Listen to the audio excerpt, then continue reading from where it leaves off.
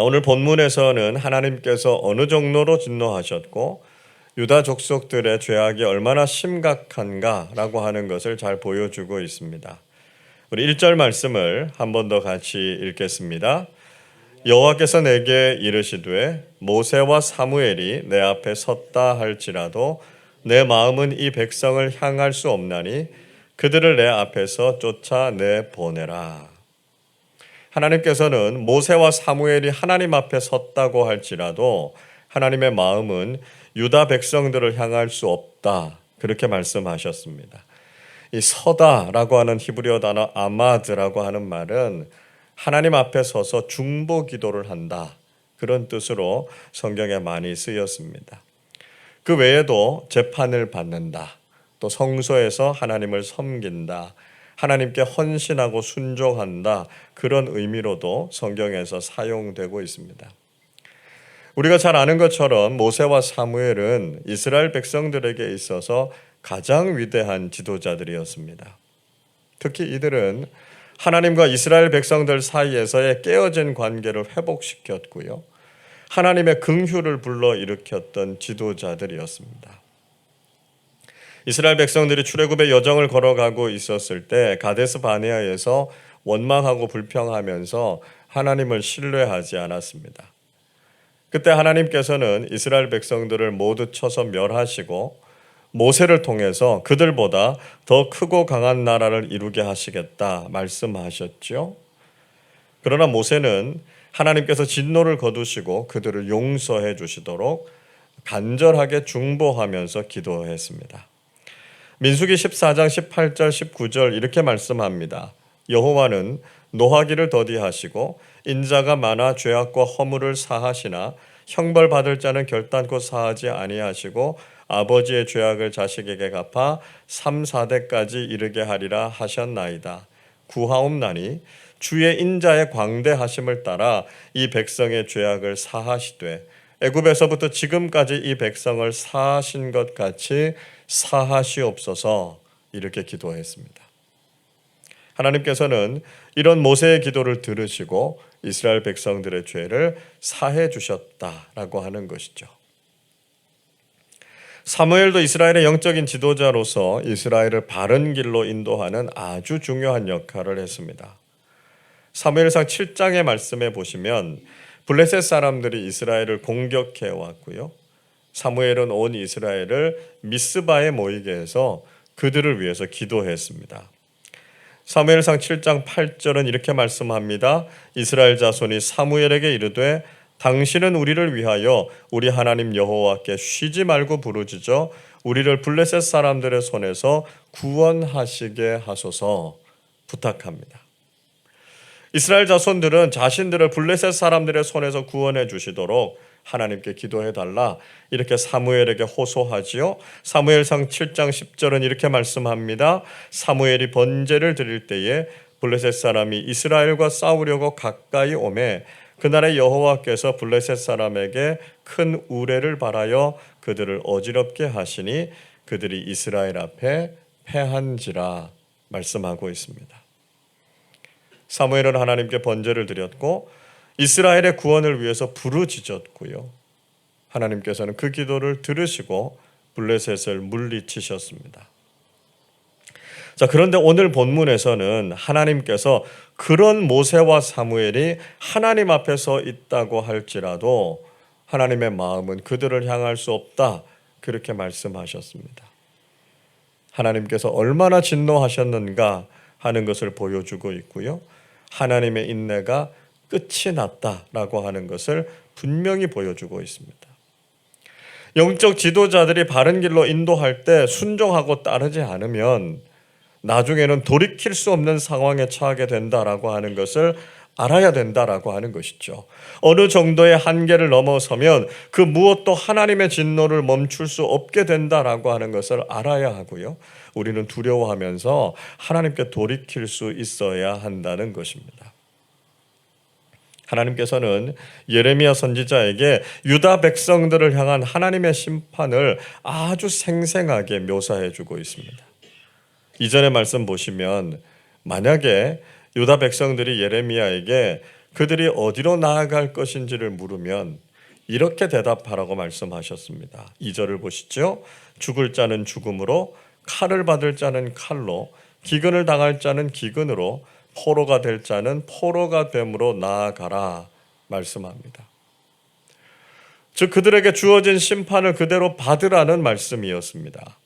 또 하나님께서는 4가지의 벌을 내리시겠다고도 말씀하셨습니다.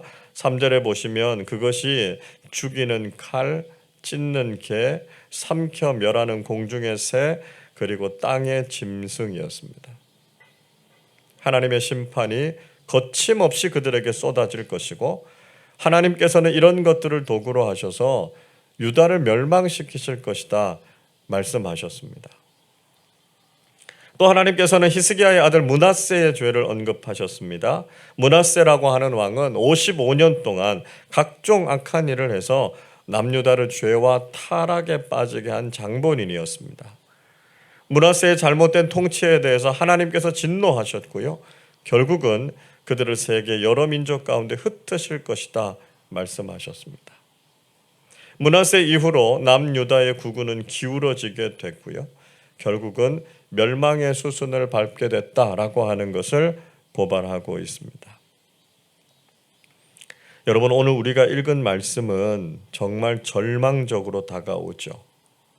그래도 깨어있는 영적 지도자들이 이스라엘의 회개를 외치고 그들이 중재자의 역할을 했을 때는 하나님께서 화를 돌이키기도 하셨습니다. 그런데 이제는 모세와 사무엘 같은 지도자, 예레미야와 같은 선지자가 하나님께 간절하게 기도해도 그 기도를 듣지 않으시겠다고 말씀하셨습니다. 이것이 얼마나 비극적이고 무서운 상황인가 하는 것을 깨달아야 하고요. 여기에까지 이르지 않도록 기도하는 사람들이 되어야 하겠습니다. 지금 우리의 상황이 유다의 상황과 그렇게 많이 다르지 않습니다.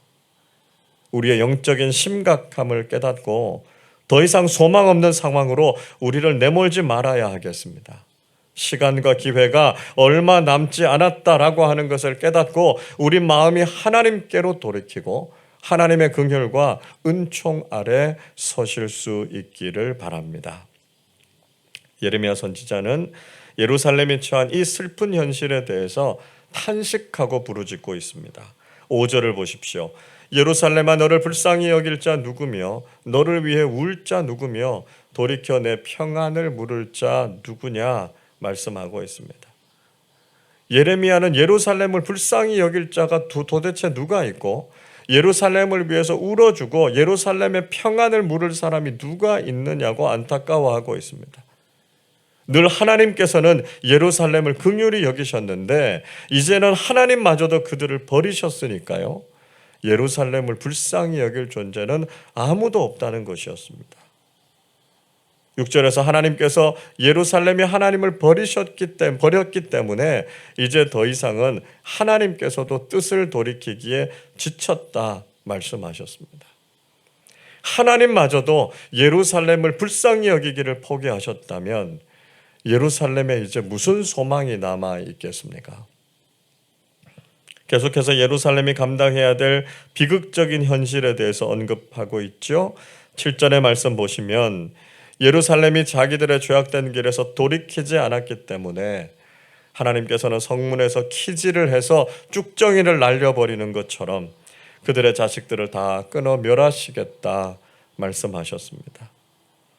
8절에서는 남편을 잃은 과부들이 바다의 모래보다 많아질 것이고 갑자기 들이닥친 파멸자들, 즉 강대국의 군대들로 인해서 그들은 놀라고 두려워하고 멸망하게 될 것이라고 말씀하셨습니다.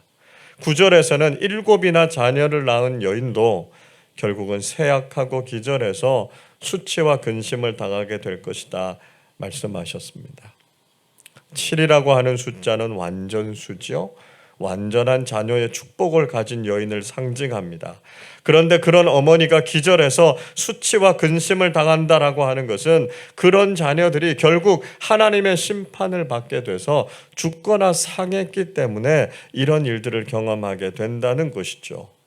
그리고 남은 자들도 결국은 대적들의 칼에 멸망하게 될 것이라고 말씀하셨습니다.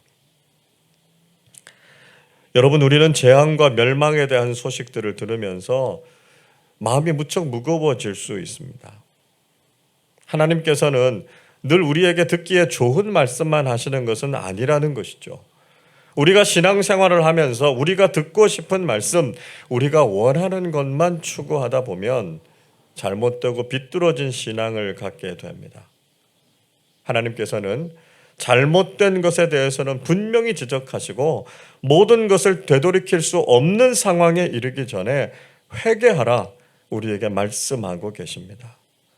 지금 우리에게 필요한 것은 즉각적인 회개와 돌이킴입니다. 내일은 없다라고 하는 심정을 가지고 오늘 즉시 우리가 하나님 앞으로 돌이키고 여전히 우리를 긍휼히 여기시는 하나님의 소망 앞에 설 수 있는 믿음의 사람들이 다 되시기를 주님의 이름으로 축원합니다. 기도하겠습니다. 사랑과 공의의 하나님 아버지, 하나님께서는 우리에게 평안과 복을 주시기를 원하시지만 저희들이 올바른 길을 걷지 않으면 더 이상 하나님께서 인내하지 않으신다는 것을 잊지 않게 해 주옵소서. 우리를 심판하시고 진노하시는 무서운 하나님을 만나지 않게 하시고 자비와 긍휼이 풍성하신 하나님을 날마다 만나게 해 주옵소서. 영적 지도자들도 어쩔 수 없는 멸망의 상황에 빠지지 않게 하시고 지금도 깨어있는 영적 지도자들의 충고를 귀 기울여 듣게 하시어 변화와 회개가 있는 삶 살게 하여 주옵소서. 우리가 늘 하나님 앞에서 우리 자신을 돌아보는 믿음 갖게 하여 주옵소서. 하나님의 마음을 바르게 깨달아 알게 하시고 하나님의 기쁨이 되는 믿음의 사람들이 되게 해 주옵소서. 서로가 믿음 생활 잘 할 수 있도록 격려하게 하시고 하나님의 말씀과 진리를 가슴에 잘 새겨서 세상에 휩쓸리지 않고 하나님의 뜻에 순종하면서 살게 하여 주옵소서. 계속되는 무더위 속에서 교우들의 건강을 지켜주시고 뜻하지 않은 위험한 사건과 사고들 속에서 성령님께서 저희들을 안전하고 평안하게 지켜 주옵소서. 감사드리며 우리 주님 예수 그리스도의 이름으로 기도하옵나이다. 아멘.